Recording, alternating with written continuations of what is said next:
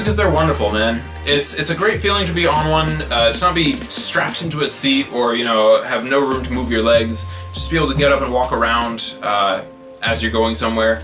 It's time on the way that's actually enjoyable. I'm carless, but I wouldn't encourage anybody to get rid of their car. I think a car is also a useful piece of the transportation puzzle. I think what we're stuck with here in America is a lack of choices, and I find that this carries over whenever I try to pitch trains to people, right? They always think it's gotta be one or the other. If I had trains, I couldn't drive. And I think that's that thinking that comes from growing up in a world where you have to have a car or nothing, and that's not actually the case. Yes, the relationship between them and housing prices is this. Housing prices will go down if we build more houses, frankly. What trains will do is they'll make it more convenient to have a lot of houses in the same area, right? So for example, there's a limit to how many houses you can build in a place if everyone living in those houses is expected to get around by driving. That imposes a serious restraint. But if a lot of them get around walking and riding the train, then you can build a lot more and house prices can go down. The world standard for train service can be found in Japan. Most railways in Japan operate at a profit. They are not government owned. They are listed on the stock market. It's good business. For say a country with, say, not so many large cities as Japan, a good country to look at would be Switzerland. Switzerland has a magnificent rail system. It makes the best of its, small mountain villages while also adequately serving its large cities. Switzerland is a country I've never been to yet, would love to visit and take a look, but it comes highly recommended to me and I'll recommend it to anyone else. Yes, I think that has to start where rail is most used. You're not going to get this by trying to make rail work in places where it's least viable. If it's already dysfunctional in places where it should, by all accounts, be basically printing money, like in New York City. If you look at the Lexington Avenue subway in New York, the rider density on that is the number of daily passengers per mile, is far higher than anything on Tokyo's subways. And yet, the Lexington Avenue subway is losing money. The Tokyo subways are profitable. What's going on here? We need to fix it where it's actually busy first, and then with a baseline of profitability, we can use those profits towards expanding the system to serve places that are currently underserved.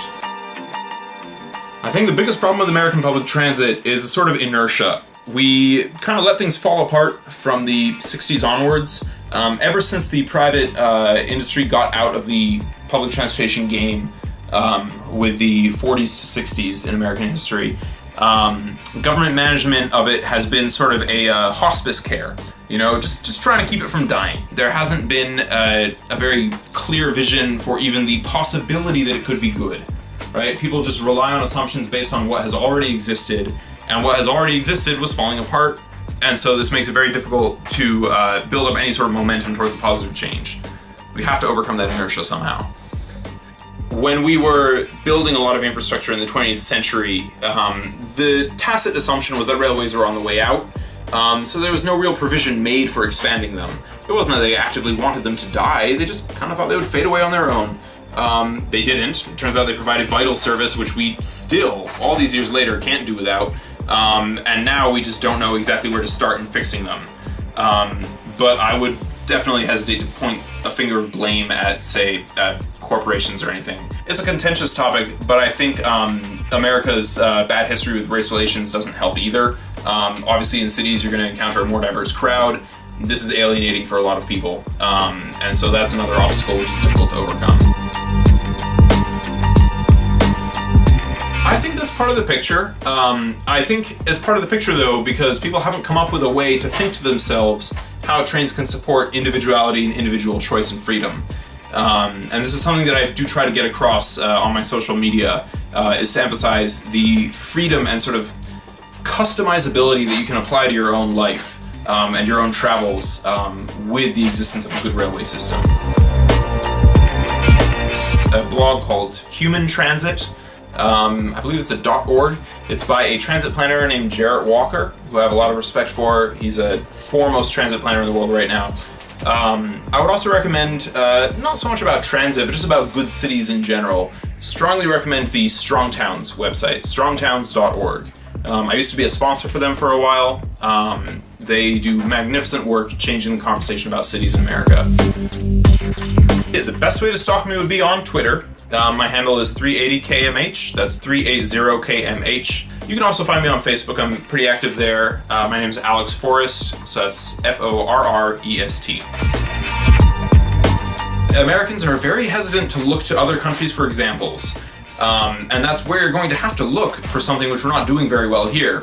So it's not that there's any absence of simple, easily implementable technologies. It's just that there's an absence of will to actually put them into effect. And maybe a bit of a defect in research in that, we're sort of looking for solutions in the wrong places. I understand Europe is well ahead of us in terms of rail technology, but Japan is well ahead of Europe, and this is kind of off the radar for even a lot of American professionals in the transit field.